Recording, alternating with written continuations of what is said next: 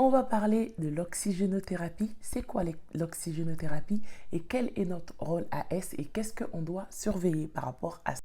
Salut à toi, bienvenue sur mon compte. Ici, vous êtes sur le compte d'une aide-soignante motivatrice. Sur mon compte, on parle vraiment de tout ce qui tourne autour du soignant. Je suis aide-soignante diplômée. De par mon parcours, j'ai tout simplement décidé d'accompagner des élèves qui aspirent à devenir aide-soignant de par la création des fiches, de par l'accompagnement individuel one-to-one sur vos difficultés par rapport à vos cours, toutes ces choses-là, et aussi vous préparer à l'oral.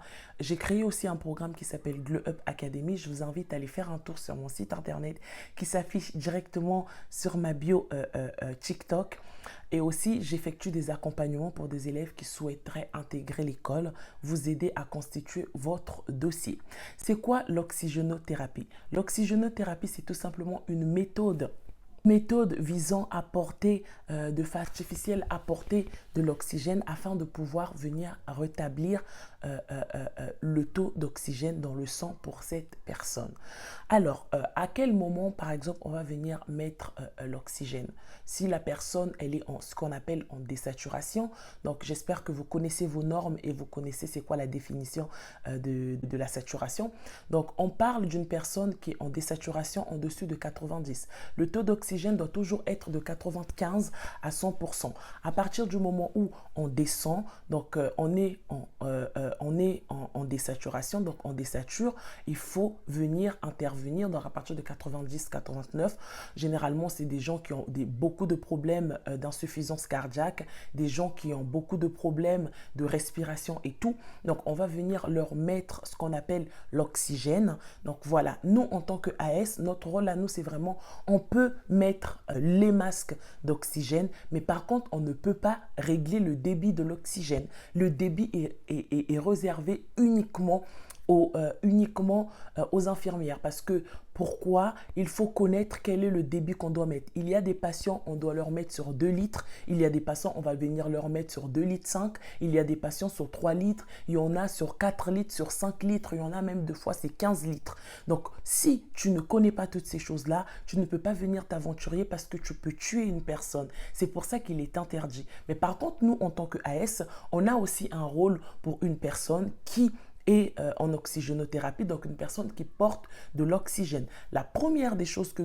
Si notre patient est porteur de l'oxygène, donc on va venir bien installer le patient. Une personne qui est en détresse respiratoire, on va venir l'installer, donc on va le mettre en position demi-assise. Dès que la personne sera déjà en position demi-assise, on va venir régler ses lunettes, donc ce qu'on appelle le masque, voilà. On va venir régler ses lunettes, vérifier que le débit passe bien, donc qu'il y ait bien le débit qui est en train de passer. On ne le règle pas, mais on vérifie juste s'il y a un couac, on appelle l'infirmière. Surveiller les paramètres vitaux, donc voir tout ce qui est la saturation, la tension, le pouls, toutes ces choses-là, voir si la personne est bien. Parce qu'il faut savoir que lorsqu'une personne est sous oxygène, généralement, cette personne-là, elle est beaucoup, en fait, l'oxygène déshydrate. Donc, il faut venir bien vérifier tout ce qui est plus cutané.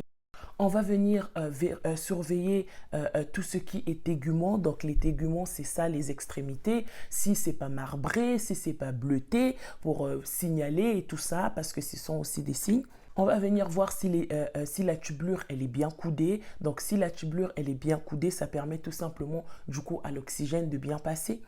On va venir mettre à proximité de notre patient, on va venir l'installer, lui donner le matériel adéquat. Donc nous, quand on ne sera pas là, pendant que le patient sera sous O2, donc on va venir lui mettre la sonnette à côté, lui mettre de l'eau, parce que comme je vous l'avais dit précédemment que l'oxygène, ça déshydrate. Donc on va venir lui mettre de l'eau, on va lui mettre son téléphone, sa télécommande, tout ce que le patient a besoin au cas où si le patient ne peut pas se déplacer. Et aussi, en tant que AS, on va venir surveiller aussi son état général. Comment se porte le patient? Est-ce que le patient est cohérent? Est-ce qu'il arrive à nous parler? Est-ce qu'il supporte toutes ces choses-là? C'est vraiment ça, notre rôle à nous en tant qu'aide-soignante et les surveillances qu'on doit avoir par rapport à ça. Et surtout, ne pas éviter toujours à faire des transmissions orales et écrites. Les transmissions orales et écrites, je vous le dis tout le temps et c'est obligatoire. Voilà, j'espère vraiment que vous avez apprécié ma vidéo. Moi, je vous dis à bientôt. Prenez soin de vous.